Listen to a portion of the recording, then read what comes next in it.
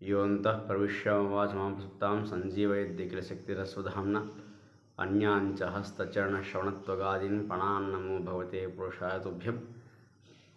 बुद्धिर्बलं यशोधैर्यं निर्भयत्वं रोगतां अजाढ्यं वाक्पटुत्वं च हनुमत्स्मरणात् भवेत्। శ్రీగురుభ్యో నమః. హరి ఓం. భవిష్యోత్తర పురాణంలో శ్రీ వెంకటేశ్వర మహాత్మ్యాన్ని వర్ణించడం జరిగింది. అందులో వెంకటాచలం గురించిన అనేక విషయాలు చెప్పి ఉన్నారు. దాన్ని మనము ఇవాళ చూద్దాం. ఎందుకంటే మనం తిరుమల యాత్ర చేస్తుంటాం. అయితే తిరుమలగిరి యొక్క మహాత్మ్యాన్ని తెలుసుకోకుండా యాత్ర చేయడం సమంజసం కాదు.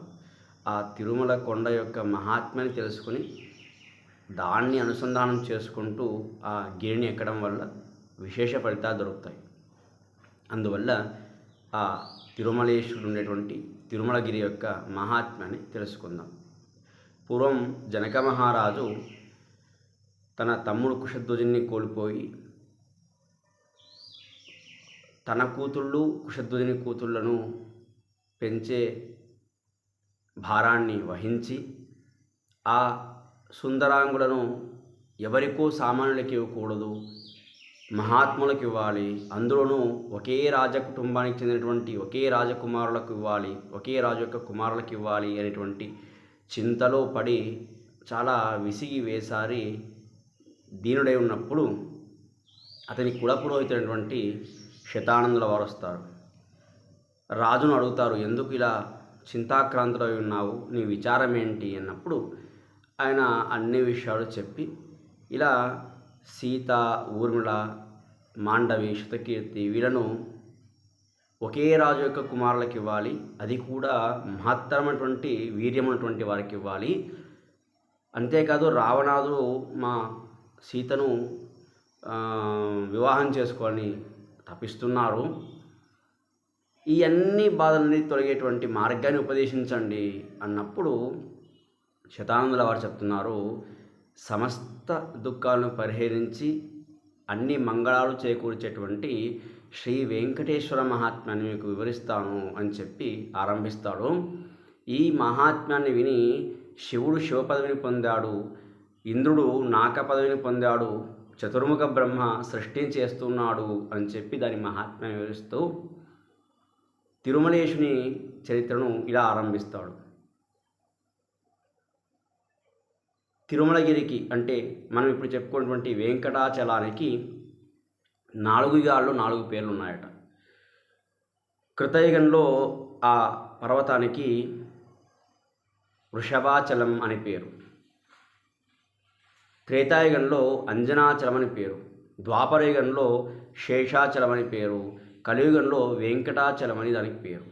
అయితే జనకుని ప్రశ్న, మరి కృతయుగంలో దాన్ని ఎందుకు వృషభాచలం అని పిలిచారు అని అడిగారు. దానికి శతానంద వారు చెప్తున్నారు, పూర్వం వృషభాసురుడు అనేటువంటి దైత్యుడు అనేక సంవత్సరాలు ఆ పర్వతం మీద తపస్సు చేశాడట. అతని దగ్గర ఒక నృసింహ శాలగ్రామం ఉండింది.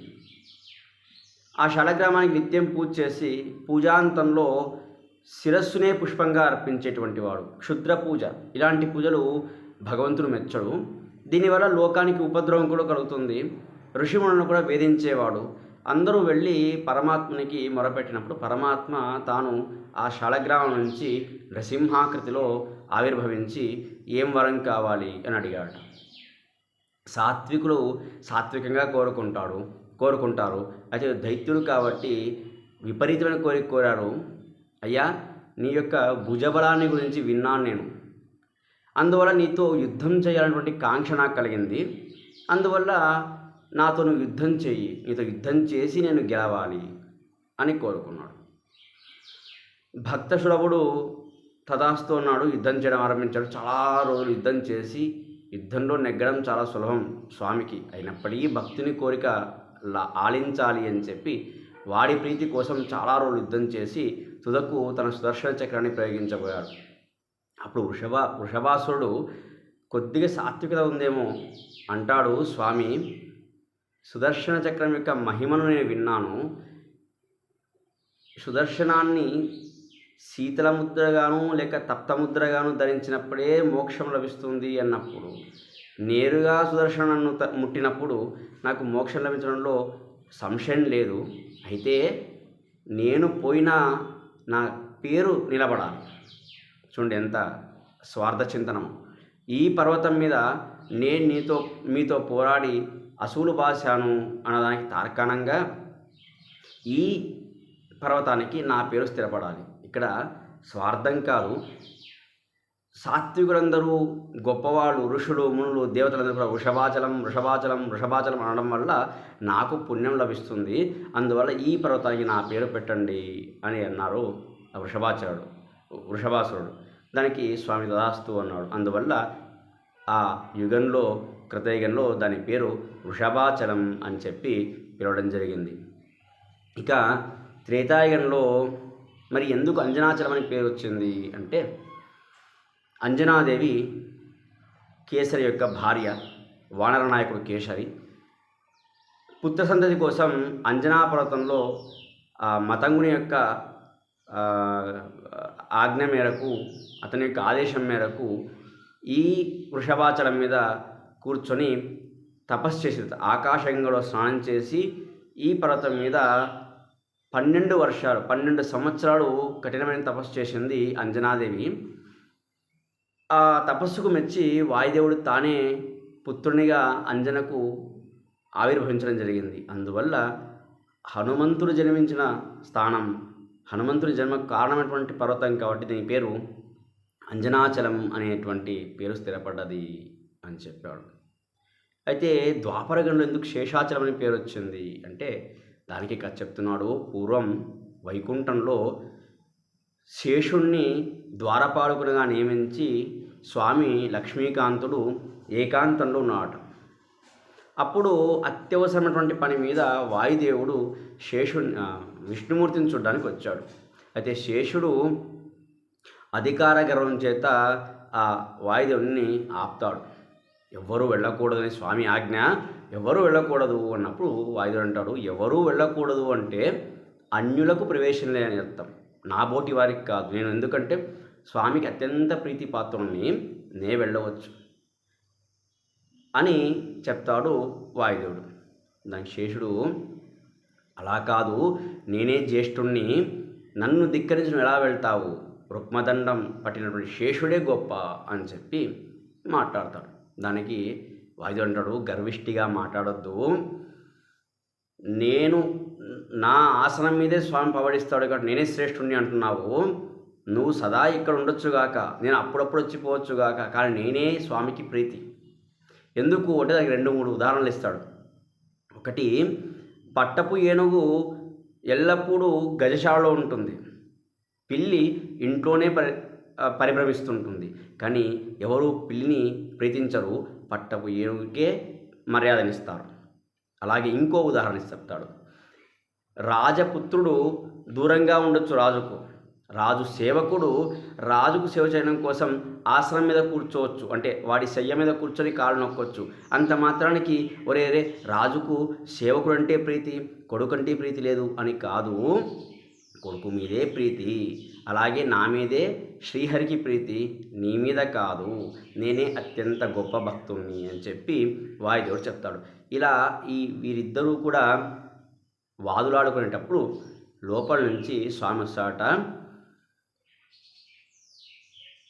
ఏంటి వాయుదేవ, ఆ గర్విష్ఠటువంటి శేషునితో జగడమాడుతున్నావు అని బయటకు వస్తాడట. అప్పుడు ఈ అన్ని విషయాలు చెప్పిన తర్వాత చెప్తాడు, ఎవరు శ్రేష్ఠులు అని తెలియాలి అంటే మీకు పరీక్ష పెడతాను, దాని ప్రకారం చూద్దాము అని. ఎవరు గెలిస్తే వారు శ్రేష్ఠులు. సరే ఏంటి పరీక్ష అంటే, మేరు పర్వతం యొక్క కుమారుడున్నాడు, ఆనందగిరి అని వాడి పేరు, అతన్ని శేష నువ్వు గట్టిగా బంధించు. ఎంతగా బంధిస్తావంటే గాలి కూడా దూరకూడదు, గాలిదేవుడే వాయుదేవుడే దూరకూడదు, అలాగా బంధించు. ఈ వాయుదేవుడు నిన్ను పర్వతం సహితంగా ఎత్తితే అతను గెలిచినట్టు అని పరీక్ష. సరే అని శేషుడు గట్టిగా బంధించేస్తాడు ఆ మేరు పర్వతం యొక్క కుమారుణ్ణి. అప్పుడు వాయుదేవుడు తన చిటికెన వేలుతో అలా అవలీలగా లేపి పడేస్తాడు. అది చాలా యోజనాలు తిరిగి తిరిగి వచ్చి ఇప్పుడు ఏదైతే పర్వతం ఉందో ఆ పర్వతం దగ్గర పడుతుందట. అదే మన ఆనందగిరి. అప్పుడు శేషుని యొక్క గర్వభంగం అవుతుంది. శేషుడు వచ్చి ప్రార్థిస్తాడు. ఓహో! త్వమేవ ప్రత్యక్షం బ్రహ్మాసి, ఓ వాయుదేవా నువ్వే గొప్పవాడు అని ఒప్పుకొని చెప్తాట. అయ్యా, శేషుడి వల్ల ఈ పర్వతం ఇక్కడ వచ్చింది కాబట్టి నా పేరును దీనికి పెట్టి గర్వం భంగమైంది శేషుడికి అని ఇతిహాసంలో చెప్పుకునేటట్టు చెయ్యండి అని చెప్పి చెప్తాడు. అందువల్ల భగవంతుడు ఆ యుగంలో ఆ పర్వతానికి శేషపర్వతం అని నామకరణం చేస్తాడు. అందులో శేషుడు ఉంటాడు, వాయుదేవుని సన్నిధానం కూడా ఉంటుంది. అందుకే మీరు గమనిస్తే శేషాకారంలో పర్వతం ఉంటుంది కదా, అది శేషాచలం అయ్యింది అని చెప్పి చెప్తారు. మరి వెంకటాచలం అనే పేరు ఎట్లా వచ్చింది అనే విషయాన్ని తదుపరి వీడియోలో చూద్దాం. స్వస్తి శ్రీకృష్ణ అర్పణమస్తు.